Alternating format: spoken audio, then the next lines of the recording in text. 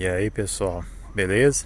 Hoje eu tô aqui com a minha moto. Meu objetivo com esse vídeo é explicar praticamente tudo que você precisa saber sobre a XR300. Você que tem vontade de comprar uma, você que pensa em comprar uma. Essa daqui é uma XR300 ano e modelo 2015, né? XR300 Rally. Era a versão mais completa da época, né? Inclusive com freios ABS. Uma verdadeira raridade, né? Não se vê muitas dessa em circulação por aí, né? Essa aqui era uma edição especial. Mas enfim, vamos falar algumas coisas sobre a XR300. Algumas coisas básicas assim. Em primeiro lugar, todo mundo sabe que essa moto aqui, ela tem uma força muito boa, né? Ela tem um torque muito bom, é uma moto de bom desempenho. É uma moto assim que tem muito torque para a cilindrada dela, né? Pelo menos. Uma moto de 290 cilindradas com 2,8 kg de torque e 26 cavalos de potência. A potência, sim, não é muito impressionante, mas o torque para a cilindrada dela é bem interessante. Na prática, ela tem bastante força mesmo. Na maioria das ruas da cidade, assim, dá pra andar na quarta marcha, inclusive, em vias mais rápidas, que a velocidade de 60 por hora, por exemplo, já dá até pra andar na quinta marcha já.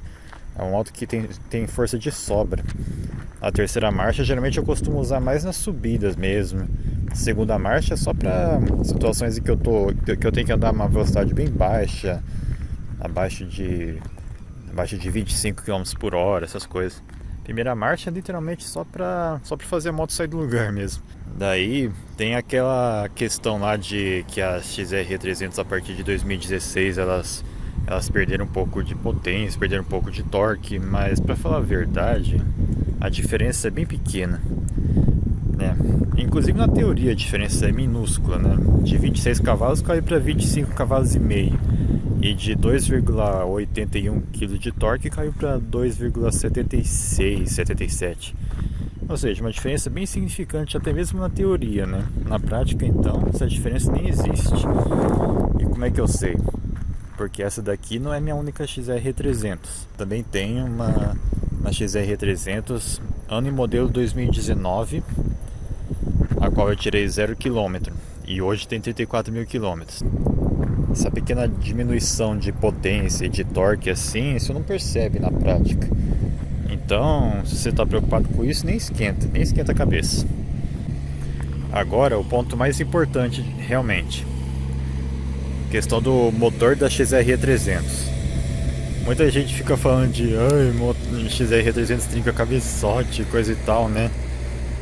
Só que é o seguinte, esse motor ele foi projetado para funcionar da seguinte forma, com as válvulas de admissão e de escape sempre na folga correta. Esse motor tem 4 válvulas, né, em um cilindro só. São 2 válvulas de escape e 2 válvulas de admissão. Daí então, as válvulas de escape precisam ter folga de 0,15 milímetros e as de admissão precisam ter folga de 0,12 milímetros. E também foi projetado para funcionar com óleo 10W30 semissintético, recomendado pela Honda. Mas caso o dono tenha preferência, ele também pode usar o óleo sintético, desde que seja 10W30. Então qual que é o problema final? O que acontece é o seguinte, a trinca de cabeçote ela é causada pelo superaquecimento do motor, só que é um superaquecimento assim que não é previsto pelo fabricante, pela Honda.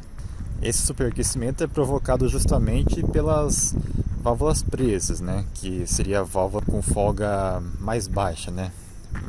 Uma medida menor de folga, ou seja, ao invés de 0,15 milímetros de folga nas válvulas de escape, por exemplo, fica com só 0,10 ou 0,05. Daí isso gera um superaquecimento no motor e aí que acontece a trinca. Daí o povo xinga ela, fica falando que ela é uma bomba e coisa e tal. Só que convenhamos, né? Isso é uma injustiça com a moto, né? O povo não percebe que de vez em quando pode ser preciso regular as válvulas do motor, né? Isso, aliás, vale para todos os veículos, não apenas para a XR300. O que acontece?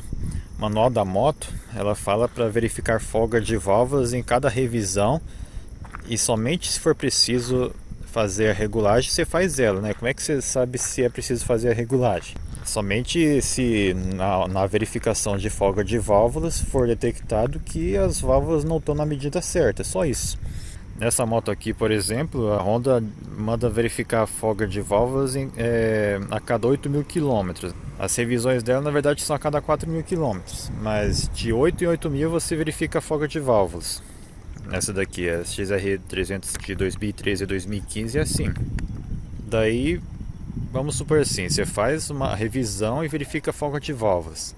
As válvulas estão na folga correta, então não precisa fazer a regulagem. Como é que se faz a regulagem de válvulas? Você simplesmente tira a tampa do cabeçote, passa uma lâmina de metal entre o comando da válvula e o tucho mecânico assim, né?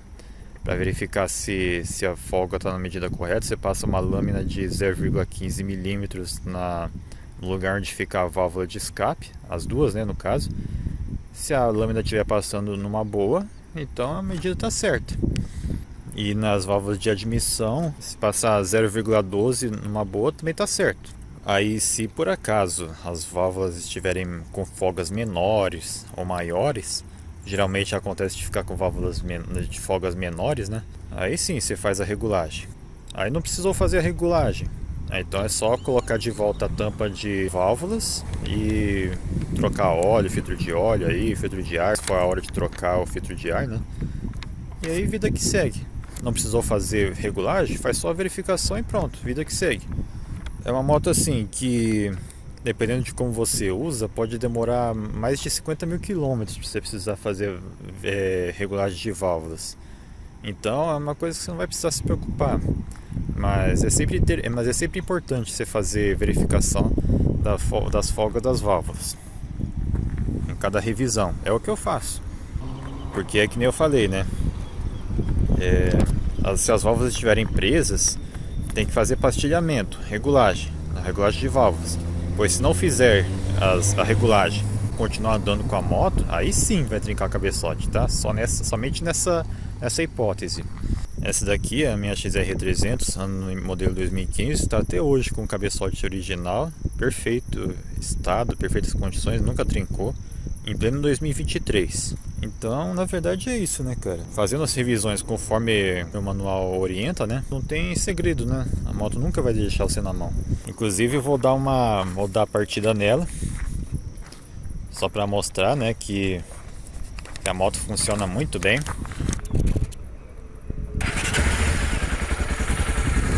Pegando numa boa, dando a partida numa boa, né? A moto não falha, a moto tá com a marcha lenta, tá com a marcha lenta bem estável, né? A marcha lenta tá normal. Você acelera assim, ó, ela não apaga. Inclusive, questão de apagão, vou comentar sobre isso agora, né? Geralmente acontece quando a moto está com válvulas presas, mas na maioria das vezes acontece porque é por causa de gasolina ruim.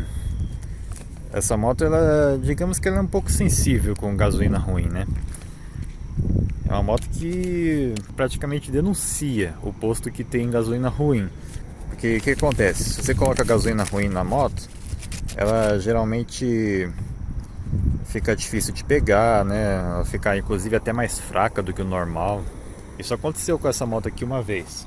Seria a única reclamação que eu poderia fazer dela em todo o tempo que eu tenho ela há 2 anos. A única reclamação, a única queixa que eu poderia fazer dela, né, é ela ter tido problema para ligar e ter ficado mais fraca, né? Mas era só porque eu tava usando gasolina ruim, uma gasolina em um posto que tava mais barato, né? Só que não era posto de bandeira, né? Daí a moto ela ficou com dificuldade para ligar, mas mesmo quando dava partida assim, ela geralmente não apagava nem nada, não. Você ligava e ia embora. Daí o que eu fiz? Eu passei a colocar uma gasolina boa. Daí ela foi apresentando esses problemas aí cada vez menos, até que ela voltou ao normal. Ela foi melhorando aos poucos, foi melhorando, até que ficou show de bola outra vez. Então, o único problema que ela teve foi só isso mesmo. Mas gasolina ruim é gasolina ruim, né, cara? Gasolina ruim faz mal pra tudo quanto é veículo, né? Não só pra XR300. Aí você tem que dar um desconto também, né? Agora eu também vou comentar sobre o sistema de refrigeração do cabeçote. É um detalhe interessante que quase ninguém sabe. As XR300 de 2010 até 2015, elas têm uma espécie de deficiência na refrigeração do cabeçote. Aqui, como vocês podem ver, tem um buraco aqui. Ele é a entrada de uma espécie de duto de ar. Ele entra ali e sai aqui atrás. É um túnel de ar que atravessa o cabeçote. Ele pega o vento frontal, né? O vento frontal passa bem por dentro do cabeçote, a parte mais quente, né? E aí refrigera ali dentro. Só que é um sistema deficiente de refrigeração. Por que eu digo isso? Porque significa que se a moto estiver parada, a tendência é o cabeçote superaquecer por dentro. Então a moto precisa estar andando constantemente, né? Precisa constantemente do vento frontal. Só que isso não é nada que desabone a moto, né? Também não é nada que garante que ela vai trincar, tá? Porque como eu disse, né? Para ela trincar cabeçote mesmo, ela tem que estar com válvula presa, tem que estar até mesmo com óleo errado, essas coisas, enfim. Mas principalmente com válvula presa. E daí dá um superaquecimento mais forte, né, no cabeçote, bem mais forte. Só que esse sistema de refrigeração é só nas XR300 de 2010 até 2015. Nas XR300 de 2016 em diante, o cabeçote tem outro sistema de refrigeração. O sistema de refrigeração das XR300 de 2016 em diante, esse túnel que eu mostrei para vocês, ele já não existe mais nesses cabeçotes. E ao invés disso, o óleo que sobe lá do cárter do motor vai pro radiador. Logo depois que ele sai do radiador, ele já vai direto pro cabeçote, já cai direto naquela parte mais baixa ali do cabeçote, que é a parte que mais esquenta, que é o fundo do cabeçote. O óleo acaba de sair do radiador e já cai direto ali. E nisso ajuda bastante a controlar a temperatura do cabeçote. É um sistema bem mais eficiente e que não exige tanto que a moto esteja em movimento. É claro que se a moto receber vento frontal ajuda bastante. Só que agora já não precisa tanto assim do vento frontal. Então é um sistema muito mais eficiente. E assim, a XR300 de 2016 em diante, além do cabeçote ter ficado mais resistente, ainda tem um sistema de refrigeração muito mais eficiente. Não é um negócio interessante para ficar sabendo, né? Vale destacar que a XR 2016 em diante, ela ficou com um sistema melhor de refrigeração no cabeçote. Só que isso também tem um porém. Se faltar óleo na moto, vai faltar justamente aquilo que contribui para a refrigeração do cabeçote. E assim, o superaquecimento no cabeçote vai ser severo e aí acontece a trinca. Muita gente também coloca óleo 20W50 na moto, sendo que o correto é 10W30. Esse óleo 20W50, ele não circula direito no motor, circula de uma maneira mais devagar e também retém mais calor.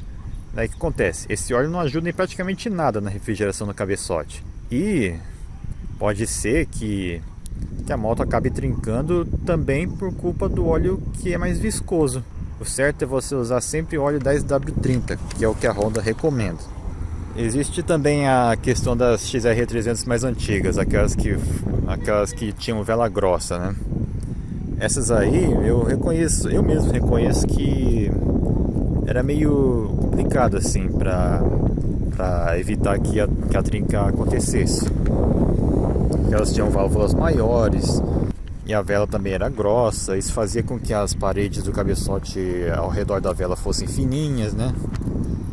Daí o que acontecia? Era preciso ficar fazendo regulagem das válvulas com muito mais frequência.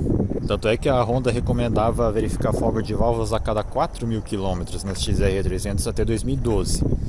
Muitas vezes você rodava só uns 8.000 km, 12.000 km, já precisava regular as válvulas, por causa desses detalhes que eu citei. Só que assim, fazendo as regulagens de válvulas sempre sempre que é necessário, sempre que você detecta, né, que as válvulas estão presas, as XR300 de vela grossa também não trincam. É tudo questão de manutenção conforme o manual orienta. Então é isso aí, toda XR300 e toda CB300 não trinca cabeçote, pelo menos não se você fizer manutenção conforme o manual. Agora, se você não fizer, paciência, né? E agora, para fechar, né, fazer uma breve comparação com a concorrente, entre aspas, dela, né, que é a Lander, né? Lander Itaneré 250. Lander eu já tive antes das duas XR300 que eu tenho hoje. Em comparação com a XR300, a Lander é uma moto muito fraca de motor e muito fraca de estrutura também. Tem um acabamento péssimo. Se você comparar a estrutura da XR300 com a estrutura da Lander, vai ver que a XR300 é uma moto bem mais robusta, bem mais bem feita, bem melhor projetada. O motor é muito melhor também, 2,8 kg de torque contra 2,1. Ah, mas a XR300 é 300 cilindradas e Lander 250. Mas e daí, cara? É uma diferença de 0,7 kg de torque. Isso para uma moto que tem apenas 42 cilindradas a mais é bastante coisa, você não acha? A Lander é literalmente a moto 250 mais fraca do mercado. Moto 250 cilindradas com só 2,1 kg de torque, mano, não dá, né? Não, e se contar a estrutura fraca, né? O quadro daquela moto, cara, a Lander que eu tive, o quadro dela ficou com pontinhos de ferrugem, vários pontinhos de ferrugem no quadro. Em apenas 3.000 km rodados, eu tinha tirado essa Lander 0 km também, né? Com apenas 3.000 km a moto já estava com vários pontinhos de ferrugem no quadro, era um horror. A suspensão não era boa também, apesar de ser uma tria, a suspensão era mais dura que a da XR300. O acabamento era um horror, parecia moto chinesa, sabe? Parecia a moto da Shinerai. Não sei se vocês ouviram falar dessa marca, né? Muita gente já sabe da existência dessa marca, mas acho que tem gente que não sabe. Daí você troca por uma Lander com uma XR300, você sente que fez um upgrade de moto, inclusive. Minha preferência pela XR300 é mais motor, né? Eu preferia a XR300 do que a Lander, porque a XR300 tem muito mais motor, tem um acabamento muito melhor, como dá pra ver, né? Tem uma estrutura muito melhor, balanço em alumínio, rodas muito melhores, inclusive. As rodas da Lander ficam enferrujando à toa também, assim como o quadro. Isso aqui é roda de alumínio, roda muito melhor. Tem gente que fala que Lander é melhor que XR300. Aonde, meu filho? Só porque a pessoa não é capaz de fazer manutenção correta na moto e trinca o cabeçote, a Lander vai ser melhor que ela? Até parece, né? Bom, enfim. O objetivo do vídeo era basicamente esse: ensinar você que tem dúvidas sobre a XR300, tudo que você precisa saber sobre ela. É uma moto ruim? Claro que não. É uma moto que apenas exige que você tenha mais atenção com a folga das válvulas, nada mais que isso. Mantendo as válvulas sempre na folga certa, né? Na folga na medida certa, usando o óleo correto, ela jamais vai te deixar na mão, tá? Só seguir o manual, mesmo que você não queira acreditar. Essa moto aqui, ano 2015, rodei 17.000 km com ela, parece pouco, né? Mas eu já tenho confiança mais do que suficiente nela. Eu duvido que ela trinque o cabeçote comigo, duvido. Só se eu quiser parar de fazer manutenção correta nela, só se eu quiser ficar só trocando óleo e filtro de óleo. Aí, depois de uns 50.000 km, pode ser que ela trinque. Só que eu não vou fazer isso. Eu sempre vou cuidar da folga das válvulas, como orienta o manual. Então, por consequência, nem ela, nem minha outra XR300, nenhuma das duas jamais vai trincar cabeçote. Então, o vídeo foi sobre isso, basicamente. Espero que meus conhecimentos te ajudem de alguma forma. E valeu!